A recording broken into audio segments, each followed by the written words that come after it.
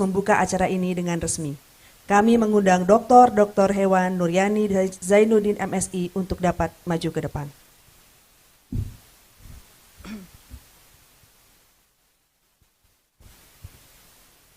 Kayak mau ceramah ini. Baik, Bismillahirrahmanirrahim. Yang saya hormati Pak Dirjen Peternakan dan Kesehatan Hewan, mohon maaf beliau tidak bisa bersama-sama dengan kita. Kemudian yang saya hormati Bapak Ibu Direktur Lingkup Direktorat Jenderal PKH atau yang mewakili. Yang saya hormati tim leader FAO Ekpat Indonesia, Bapak Dr. Luskomen dan jajarannya, Bu Farida dan tim. Kemudian yang saya hormati Ketua PB PDHI yang diwakili oleh Sekjen PB PDHI, Bapak Andi Wijanarko, ini sangat famous juga, famous kedua PB PDHI gitu. Kemudian yang saya hormati Ketua ADHPI, Bapak Dr. Hewan Dalmi Triyono. Yang saya hormati Ibu Ketua ASOHI, Dr. Hewan Irawati Fari, mungkin tidak sempat hadir atau diwakili. Kemudian yang saya hormati Global Health Security, tim leader Ibu Monika, mungkin berhalangan hadir. Kemudian yang saya hormati Bapak Ibu narasumber, Prof. Agustin, Bapak Agus Mardianto dan Bu Farida. Kemudian Bapak Ibu senior di Perunggasan, ini saya agak-agak keder melihat banyak sekali Bapak Ibu senior dari Perunggasan begitu. Dan obat hewan juga ada Bu Fitri juga nih, senior saya begitu. Kemudian yang saya hormati Bapak Ibu Koordinator Lingkup Direktorat Kesehatan Hewan dan Bapak Ibu semua, para peserta acara OBRAS ya, peluncuran manual penyakit unggas, KIE, roadmap AMR, serta talkshow OBRAS dengan tema resistensi AMR dan output penyakit pada sektor perunggasan. Assalamualaikum warahmatullahi wabarakatuh, selamat pagi, salam sejahtera untuk kita semua, Om Swastiastu, Namo Buddhaya, salam kebajikan. Pertama-tama kami ingin mengucapkan puji dan syukur kehadirat Allah Subhanahu wa Ta'ala, Tuhan yang Maha Esa, atas perkenannya sehingga pada pagi hari ini kita bisa melaksanakan kegiatan OBRAS sekaligus peluncuran buku, dan mungkin nanti siang adalah pelantikan ADHMI ya rencananya, ADHPI sorry, kemarin ketemu ADHMI yang monogastrik ya, yang nanti siang rencananya akan kita laksanakan, banyakan sih singkatannya. Semoga acara dari pagi hingga selesai ya serangkaian acaranya ini bisa berjalan dengan lancar dan tentunya menghasilkan keluaran-keluaran yang baik terkait dengan peluncuran manual penyakit unggas, kemudian KIE, roadmap AMR, serta talkshow OBRAS. Bapak Ibu yang saya hormati, kami sedikit menginformasikan bahwa selama ini kemitraan antara Indonesia, FAO, USAID telah mendukung kita secara bersama-sama di dalam melakukan penguatan, baik itu penguatan dari aspek kesehatan pangan asal hewan dan yang paling penting juga dari aspek ketahanan pangan asal hewan yang memang menjadi bagian yang tidak terpisahkan dari kesehatan hewan itu sendiri. Salah satu dukungan FAO untuk pemerintah Indonesia terkait dengan kesehatan hewan adalah salah satunya memfasilitasi terkait dengan updating manual penyakit unggas dan juga materi KIE, AMR dan juga sharing terkait dengan perkembangan perunggasan melalui talkshow OBRAS. Nah, talkshow OBRAS ini sudah sering kita lakukan, tetapi karena mengingat kemarin pandemi gitu COVID-19 sehingga kita lebih banyak menyelenggarakan dalam bentuk online, dan hari ini saya pikir adalah hari pertama setelah pandemi COVID-19 kita melaksanakan obrolan seputar perunggasan begitu ya, yang dilakukan secara offline. Dan mungkin ini lebih interaktif tentunya harapan kita, tetapi memang bisa juga dilakukan secara hibrid agar para peserta yang lain juga bisa mengikuti dengan baik. Bapak Ibu yang saya hormati, terkait dengan buku manual penyakit unggas edisi 2023 ini kami persembahkan gitu kepada seluruh masyarakat pada umumnya dan tentunya masyarakat perunggasan pada khususnya, sebagai bagian daripada pedoman teknis lapangan. Dan buku ini tentunya diterbitkan oleh Direktorat Jenderal Peternakan dan Kesehatan Hewan, SEKU, Direktorat Kesehatan Hewan, yang sebenarnya merupakan penyempurnaan dari buku manual penyakit unggas yang sudah diterbitkan pada tahun 2014. Tentunya buku ini disusun kembali karena mengingat berkembangnya ilmu pengetahuan dan teknologi, maka perlu juga kita sesuaikan terkait dengan manual penyakit unggas ini sehingga berkembang sesuai dengan ilmu pengetahuan dan teknologi yang terkini.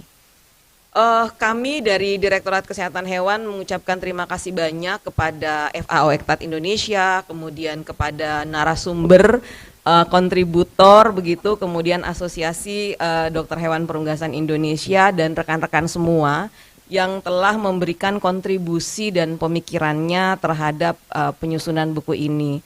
Memang dalam penyusunan apapun yang sempurna itu kan hanya Al-Quran ya kalau kita di agama begitu. Jadi memang buku ini tidak sempurna apa yang kita harapkan, tetapi masih ada kekurangan-kekurangan. Untuk itu kami mengharapkan masukan, saran dari Bapak Ibu semua terkait dengan penyempurnaan buku ini. Untuk menjadi bagian dari masukan untuk penyempurnaan di masa yang akan datang. Bapak Ibu yang saya hormati, seperti kita ketahui bersama bahwa di Indonesia sendiri kita sudah mengalami perkembangan yang sangat pesat terkait dengan industri perunggasan. Jadi kalau kita melihat data di perunggasan sendiri dari Badan Pusat Statistik tahun 2022, populasi unggas sudah mencapai 3,8 miliar ekor ya, kalau kita lihat data BPS. Dan populasi unggas sangat besar ini tentunya harus diikuti dengan kemampuan dan kapasitas kita di dalam menyelesaikan permasalahan-permasalahan yang ada. Permasalahan yang ada mungkin sebagian besar kalau terkait dengan produksi, saya pikir ini tidak menjadi permasalahan yang cukup ya, tetapi masalah pakan juga ya mungkin ada terkait dengan kenaikan fluktuasi harga pakan ya, terkait dengan bahan baku pakan dan lain-lain sebagainya. Tetapi yang paling mendasar yang saat ini kita alami adalah terkait dengan penyakit hewan. Jadi kalau kita bisa bilang bahwa ada beberapa isu terkait dengan industri perunggasan, yang pertama keterkaitannya dengan antimikrobial resisten. Seperti yang kita ketahui bersama bahwa antimikrobial resisten ini menjadi isu global yang tidak bisa kita pisahkan dari industri perunggasan di Indonesia. Di mana seperti yang kita ketahui bersama bahwa ancaman terkait dengan resistensi antimikroba ini semakin terasa semakin dekat ya di kita, dan bagaimana caranya Indonesia bisa melakukan tackling terkait dengan bagaimana kita memperlambat laju dari resistensi antimikrobial ini. Kalau kita lihat diprediksi bahwa pada tahun 2050 nanti akan ada 10 juta jiwa, bahkan diprediksi isu AMR ini akan menjadi silent pandemic bagi negara-negara kita secara global ya, dan tentunya karena industri peternakan perunggasan di Indonesia itu tinggi, maka isu AMR juga menjadi hal yang harus menjadi perhatian kita. Kita sudah mempunyai rencana aksi nasional terkait dengan AMR, tetapi sekali lagi bahwa dengan adanya Permenko nomor 7 terkait dengan rencana aksi nasional pengendalian AMR ini, itu hanya sekedar pedoman. Sekali lagi bahwa implementasi daripada bagaimana kita melakukan tackling terkait AMR ini sangat bergantung dari kesadaran kita. Jadi makanya AMR ini agak sulit kita kendalikan, pengawasannya juga sebenarnya sangat sulit. Saya lihat Bu Ria itu semakin hari semakin menua, mungkin karena umur begitu ya. Mungkin karena umur. Maksudnya dulu cantik, sekarang cantik gitu. Tetapi karena dia sudah sehari-hari sudah terkait dengan waktu saya masuk di Kesuan cantik Bu. Sekarang sih cantik, cuman agak sedikit menua begitu. Jadi kerutan-kerutannya itu udah mulai muncul gitu ya. Mungkin karena nggak sempat ke salon Bu Ria ini. Karena selain ngawasin terkait dengan bahaya AMR ini gitu, tiap hari dia meeting kemana-mana itu hanya untuk AMR. Jadi kita bilang dia Ratu AMR di Direktorat Kesehatan Hewan begitu. Bagaimana dia menyiapkan berbagai macam regulasi, norma, standar, prosedur sampai dengan implementasinya, mendukung kami saya tentunya dan Pak Dirjen tentunya di Direktorat Kesehatan Hewan. Jadi hampir kalau kita bilang pengawas koordinator pengawas obat hewan atau substansi pengawas obat hewan ini pekerjaannya sebenarnya sudah banyak, Pak. Mulai dari bagaimana kita melakukan registrasi obat hewan sampai dengan pengawasan di lapangannya.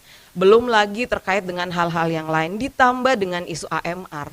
Jadi bisa dibayangkan bahwa POH itu hanya sekedar substansi tapi memikirkan secara nasional, bahkan sudah pemikirannya sudah harus secara global. Ya memang sekali lagi bahwa kelembagaan kesehatan hewan ini kita melihat bahwa terlalu kecil ya, tapi saya tidak bisa juga menyatakan bahwa kita harus mengangkat ini menjadi satu lembaga yang besar begitu. Nanti saya disentil begitu. Jadi intinya bahwa bagaimana kami di Direktorat Kesehatan Hewan ini berusaha bahwa kita bisa men-tackling AMR dengan keterbatasan sumber daya yang ada begitu, dan didukung oleh teman-teman mitra agar kita bisa memperlambat laju AMR di Indonesia. Dan saya pikir sekali lagi bahwa untuk isu AMR sendiri itu adalah kesadaran kita semua stakeholder ya. Saya nggak bisa bilang bahwa itu hanya kerjaan pemerintah, tetapi justru pekerjaan ini semua ada di letak Bapak Ibu semua yang bergerak di dalam industri perunggasan. Karena kesadaran, makanya kalau AMR itu nggak bisa kita awasi, kita cuma ada pekan kesadaran nasional setiap tahun kita lakukan, WAAW gitu, week gimana Bu ya, award antimicrobial awareness week gitu. Jadi kita hanya bisa meningkatkan kesadaran kepada seluruh para pelaku industri perunggasan untuk memahami bahaya AMR. Jadi tidak ada yang bisa kita lakukan. Apa yang bisa kita lakukan? Kita hanya bisa melakukan surveillance, melihat bahayanya seperti apa, memonitor bagaimana lajunya di Indonesia, tetapi tidak bisa kita melakukan hal-hal yang bisa misalnya straight to the point gitu untuk bisa menghentikan laju AMR. Sekali lagi bahwa kesadaran dari semua pihak, dari semua stakeholder perunggasan ini sangat berarti, karena kita ujung-ujungnya bersaing dengan namanya ekonomi, keuntungan ekonomi. Jadi ini yang sebenarnya kita agak berat di dalam pengendalian AMR, dan tapi saya yakin dan percaya dengan adanya berbagai regulasi-regulasi yang sudah kita buat, kemudian dengan adanya berbagai kegiatan-kegiatan untuk peningkatan kesadaran dan bagaimana regulasi itu kita susun dan kita awasi, mudah-mudahan dan juga surveillance yang kita lakukan, mudah-mudahan ini memberikan awareness buat kita semua terkait dengan AMR. Bapak Ibu yang saya hormati, isu kedua yang saat ini menjadi trending topik yaitu terkait dengan peningkatan kasus flu burung ya di berbagai global. Jadi seperti yang sudah kami sampaikan bahwa Dirjen Peternakan dan Kesehatan Hewan sudah mengeluarkan surat edaran terkait dengan kewaspadaan munculnya klat baru 2344B yang kemarin sudah terdeteksi di Kalimantan Selatan. Kami dari pemerintah itu melakukan monitoring dan memang ternyata sudah ditemukan klat itu di Indonesia, dan seperti yang kita ketahui bersama bahwa terjadi peningkatan kasus ya di dalam 6 bulan terakhir, dimulai dari Oktober 2022 sampai dengan Februari 2023 terkait dengan kasus flu burung di beberapa belahan bumi. Dan kalau kita lihat bagaimana negara Eropa, bagaimana negara Amerika dengan sistem biosecurity, industri peternakan yang lebih canggih mungkin dibanding kita, mereka juga porak-poranda dengan klat 2344. Nah, bisa kita bayangkan ya bagaimana ini bisa terjadi, dan memang sih ya kambing hitamnya ini masih burung liar begitu. Jadi adanya migrasi daripada burung liar yang kemudian akhirnya melakukan spillover ya, terjadi spillover infeksi dan kemudian menginfeksi unggas domestik. Nah, ini yang menjadi concern bagi kita semua bahwa mungkin ini adalah ancaman ya, jadi mungkin dengan adanya manual pedoman penyakit unggas ini juga bisa menjadi bagian yang bisa mendukung terkait dengan peternakan di industri perunggasan yang ada di Indonesia. Bapak Ibu yang saya hormati, perlu kami sampaikan bahwa untuk flu burung di Indonesia, melihat tren di global yang mengalami kenaikan, kalau kita lihat data di ISIKNAS untuk Indonesia juga sendiri mengalami kenaikan, Pak. Jadi kalau kita bandingkan kasus di bulan Februari 2023 kita bandingkan dengan bulan Februari 2021 dan 2020 memang 2 tahun terakhir ini mengalami kenaikan. Nah ini juga menjadi warning buat kita semua, apalagi kita sudah menemukan adanya clade 2344B di Kalimantan Selatan. Saat ini memang pemerintah sedang melakukan monitoring terkait dengan IVM, jadi kita memiliki influenza virus monitoring yang digagas oleh BB Wates sebagai koordinator influenza virus monitoring ini. Jadi di mana kasus-kasus AI itu semua kita tindak lanjuti sampai dengan kita mendapatkan sequencing, ya hasil sequencing untuk mengetahui lebih dalam terkait dengan clade yang beredar di Indonesia. Dan sampai dengan terakhir disampaikan masih 2 kasus ini yang ditemukan baru di Kalimantan Selatan. Tetapi saat ini teman-teman di BVET dan BB Wates terus melakukan sequencing, isolasi terkait dengan temuan-temuan atau laporan-laporan kasus-kasus positif yang ada di seluruh Indonesia. Jadi dengan jejaring kami, Balai Besar Veteriner, akademisi, kemudian private sector gitu, kita melakukan pendalaman terkait dengan kasus-kasus positif yang ada di lapangan, dan kita ingin memastikan apakah yang kasus-kasus positif selain di Kalimantan Selatan ini juga apakah masih clade yang lama begitu atau memang sudah clade 2344 yang kemudian sudah menyebar begitu. Nah ini yang sekarang terus kita lakukan dan berdasarkan hasil IVM online, jadi influenza virus monitoring ini ada baiknya kita terus melakukan updating terkait dengan algoritma pengujian, Pak.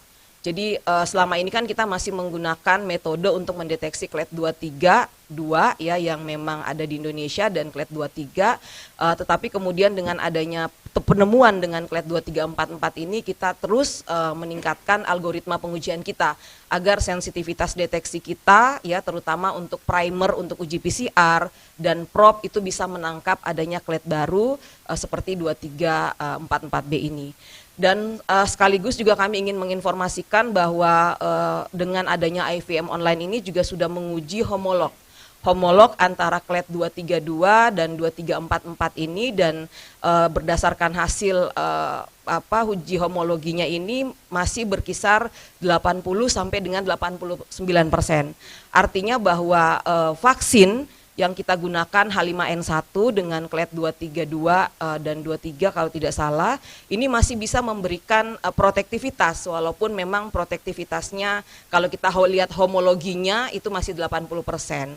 Artinya bahwa kita juga sudah harus bersiap-siap bahwa nanti ketika kasus terjadi peningkatan kasus 2344 perlu kita lakukan pengembangan vaksin untuk clade 2344. Tapi sampai dengan saat ini para pakar terkait dengan flu burung masih menyatakan bahwa vaksin yang kita gunakan saat ini masih mampu untuk memberikan protektivitas terkait dengan clade 2344. Jadi itu beberapa hal, jadi banyak sekali PR pemerintah yang harus kita lakukan dan tentunya ini tidak bisa kami selesaikan sendiri. Kami mohon dukungan Bapak Ibu semua, para pelaku perunggasan. Di sini juga ada Asosiasi Dokter Hewan Perunggasan Indonesia ya yang sudah terbentuk dan sudah akan dilantik nanti sore begitu. Berarti sekarang belum legal ya. Nanti sore baru legal begitu. Ini kita perlu dibantu Pak, bagaimana karena begini, semakin kita meningkatkan sensitivitas surveillance kita Pak, maka semakin kita bisa tahu bagaimana gambaran terkait dengan dinamika virus AI yang ada di Indonesia. Nah, saya pikir untuk sektor 1 dan 2 memang sudah industri peternakan sektor 1 dan 2, saya pikir memang sistemnya sudah bagus.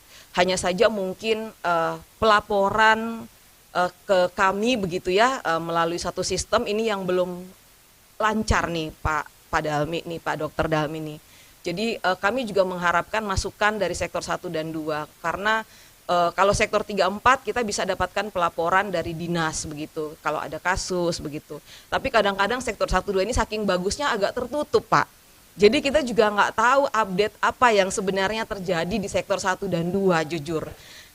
Seperti itu. Jadi kadang-kadang saya mikir sebenarnya yang kita apa sih public private partnership ini kalau bukan bantuan begitu dari Bapak Ibu semua untuk terus mengupdate kepada kami informasi, karena kita tidak bicara AI saja. banyak sekali penyakit yang harus namanya Direktorat Kesehatan Hewan kan Pak, bukan Direktorat Flu Burung kan begitu. Jadi concern kita tidak punya AI saja, tetapi ada penyakit-penyakit lain seperti ND, CRD yang katanya kemudian belum terkait dengan low pathogenic avian influenza begitu. Nah, bagaimana kita bisa mengetahui dinamika virus AI yang berkembang kalau kita hanya mendapatkan laporan kasusnya dari sisi-sisi sebelah sini begitu, tidak sisi-sisi, tidak seutuhnya begitu. Jadi memang kemarin kami sudah mengundang dokter hewan yang bergerak di sektor 1 dan 2, terutama yang sudah punya kompartemen. Nah, kemarin kami mengundang untuk memberikan admin kepada mereka untuk melaporkan kejadian-kejadian, kasus-kasus, tidak harus AI sebenarnya. Dan itu juga tidak harus kita tidak lanjuti, jadi kita hanya ingin merekod apa sih ya di dalam perunggasan ini terkait dengan kesehatan hewan yang menjadi permasalahan. Sehingga kemudian kita bisa mendapatkan masukan, baik itu terkait dengan perubahan rekomendasi untuk regulasi dan lain-lain sebagainya. Jadi banyak hal, terutama juga terkait dengan AMR. Ini juga menjadi hal yang penting sih bagi kita semua, terkait dengan bagaimana kita bisa bekerja sama, terutama di dalam private partnership ini nanti. Bapak Ibu yang saya hormati, sudah banyak yang ingin saya sampaikan, beberapa upaya sudah kita lakukan terkait dengan pengendalian AMR, dan juga pengendalian flu burung, tapi ini tidak bisa berhenti sampai di sini saja. Ini akan terus kita lakukan dengan tadi sumber daya dan hal yang ada ya. Jadi terbatas pada itu, dan tentunya sekali lagi kami tidak bisa melakukan ini secara sendiri. Kami butuh bantuan dari Bapak Ibu semua, terutama di industri perunggasan, karena Pak Menteri lagi senang, Pak Dirjen lagi senang bahwa kita bisa membuka pasar ekspor ke Singapura. Nah, salah satu yang menjadi concern untuk Singapura sendiri selain flu burung itu adalah Salmonella enteritidis. Jadi kami juga sedang mengupdate terkait dengan pedoman Salmonella enteritidis ini. Karena ini juga menjadi hambatan ekspor sepertinya, dan memang pemerintah regulasi kami masih tahun 1980-an kalau tidak salah untuk salmonella, dan saya sudah meminta tim untuk mengupdate kembali terkait dengan monitoring untuk Salmonella enteritidis ini. Dan saya berharap nanti juga ada masukan dari Bapak Ibu di industri perunggasan terkait dengan hal tersebut, dan terus kami dorong. Nah, harapan dari Pak Menteri, Pak Dirjen adalah jangan sampai flu burung ini memporak-porandakan industri kita. Karena kita sudah surplus ya, kita sudah bagus di industri ini, sehingga sekali lagi kita perlu bahu-membahu untuk bagaimana menjaga industri perunggasan kita ini bebas dari penyakit flu burung. Harapannya, tetapi minimal kita bisa mengendalikan, kalau sulit kita bisa mengontrol, kita bisa mengendalikan flu burung ini. Mungkin itu yang bisa saya sampaikan Bapak dan Ibu, terlalu banyak, saya ingin sebenarnya ngobrol dengan Bapak Ibu semua, tetapi ya nanti ya Pak ya, siang ya kalau bisa ya Pak ya. Iya, dan Bapak Ibu semua, dengan mengucapkan Bismillahirrahmanirrahim, secara resmi pertemuan peluncuran manual penyakit unggas, KIE, roadmap AMR, serta talkshow obras dengan tema resistensi antimikroba, outlook penyakit pada sektor pengunggasan 2023, dengan ini saya nyatakan dibuka. Mohon maaf atas segala kekurangan, wabillahi taufik wal hidayah, wassalamualaikum warahmatullahi wabarakatuh, dan selamat pagi. Terima kasih Dr. Hewan Nuryani Zainuddin MSI atas sambutannya. Namun sebelum beranjak, kami mohon Ibu tetap berada di panggung untuk sesi peluncuran. Siapa yang diluncur?